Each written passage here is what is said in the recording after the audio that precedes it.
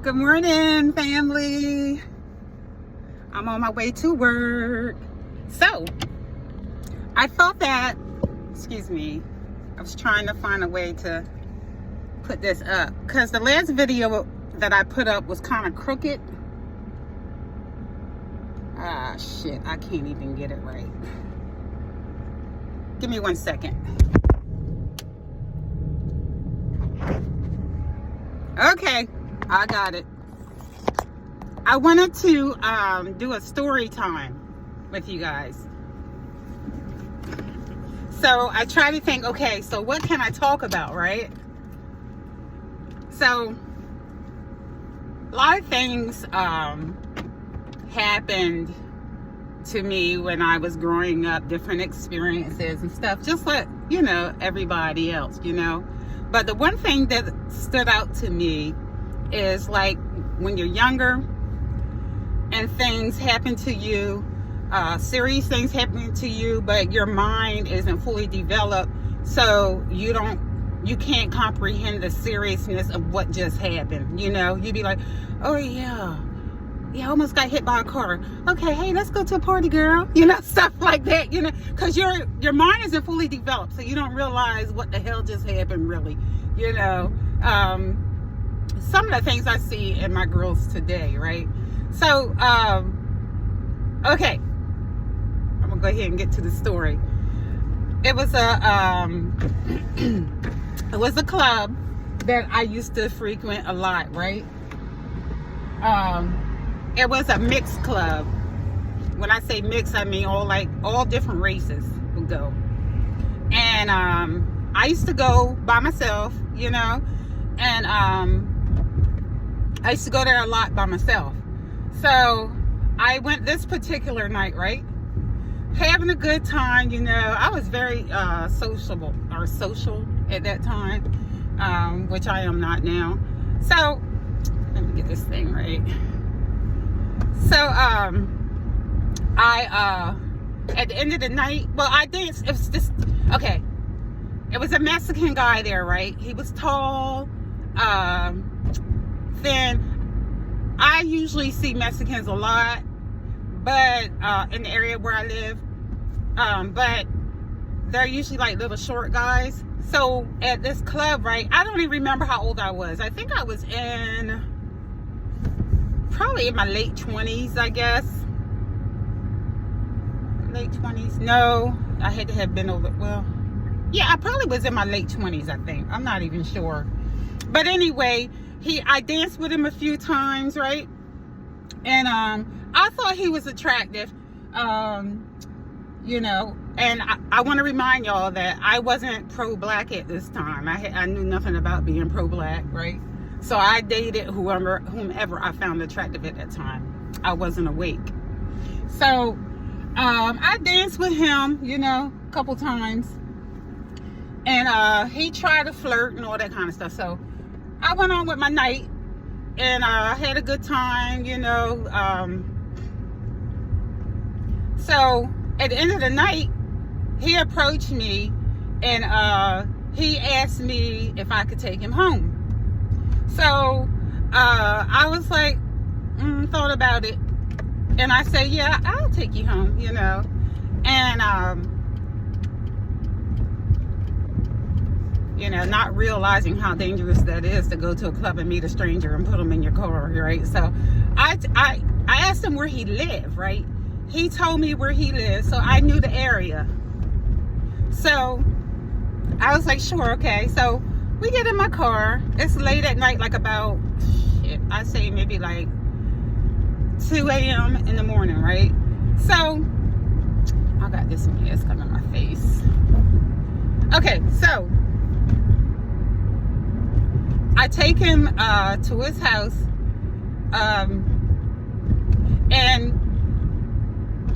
I think Mexicans usually have huge households. So I think it was a big 2-story house. It wasn't no beautiful house or nothing, but excuse me. I took him to his house. We pulled up in the driveway, and he asked me if we could just hang out for a bit. So I was like, yeah, because I thought he was attractive. So we sat, let me turn this thing down. We sat in the car and we're talking, you know, I look over and we're talking and stuff. And then I have my head straight, we're talking. So, you know, I push my seat back just a little bit so I can relax. And we're talking, you know, he's trying to flirt with me and I'm laughing, you know. Nothing physical, but we're just talking, and he wanted a kiss. I was like, nah, no thanks, you know, stuff like that. So although I thought he was attractive, I don't know, it was just something in me saying, you know, just, you know, take him home and just, you know, you can talk, but just let that be it, you know. So we sitting there, we talking, and my seat is leaned back some, right? And I got my head like this, you know, eyes open. But all of a sudden, I smell this foul smell, right? So I'm like, what the hell? I lean the seat up and I look over at him. You're not gonna believe what this boy did, right? He pulled his weenie out of his pants. And I was like, oh my God. I start rolling my windows down and stuff. I was like, you need to put that back in your pants, really. You know, I even like took the keys out my car. I got out of my car because the whole car was scented up. It smelled like funky butt. We're serious. And hey, don't pretend like y'all don't know what funky butt smell like, right? So I was like, oh my God, I got out the car. So when I got out the car, he got out the other side. He got out the car too. So I was walking around on the side of his house and stuff, right? So I guess he must have pulled his pants, zipping his pants up and put his clothes back on, right? And I was like, you don't need to ever do some shit like that. I mean, I'm telling you, it smelled so horrible. I was like, whoa, you know? And when I started walking beside the house, he runs up to me and grabs me like around, not around my neck, but he had his arm like around my neck, you know, like when you grade flip somebody. And he put his leg behind my leg. This boy was trying to throw me down to the ground. And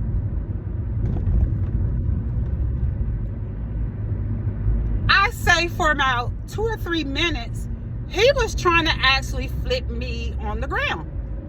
So, you know, it took him like 2 to 3, 4 minutes trying to flip me on the ground. Because I wasn't letting him flip me on the ground.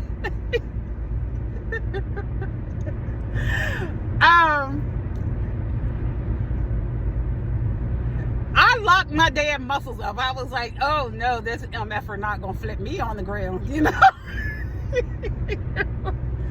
I'm laughing now because I'm thinking of the type of person I was in my late 20s.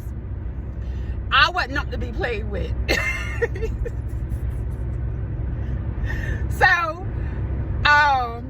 he could not overpower me and throw me down. What ended up happening was I threw his ass down on the ground. I threw his behind down on the ground. And after I threw him down, I ran to my car and got in my car and left. But anyway, folks, I just thought that was some funny shit. Now, hindsight, you know, that was dangerous because maybe he thought he was going to rape me, or I don't know what he thought he was going to do at that time. But hindsight, I could have been raped. I could have been like worse. You know what I mean? But thinking back to the time that it happened, I didn't even like really blink. I didn't even take it that serious. It was like, I just thought, oh, he's crazy. Let me just, you know, go to hell home. I think I just went home and just went on with my yeah, took my bath, went to sleep, went on with my next day as if nothing never happened, you know, because like I said, when you're that age, your brain isn't fully developed. You don't take things as serious. So it was not a traumatic experience or anything like that for me, you know. It was just, you know, he tried to get me, but he got, you know. So I just thought it was hysterical. And I just wanted to share that little story with you guys this morning. Okay, so I'm on my way to work. Hey, I'll talk to you guys later. Bye.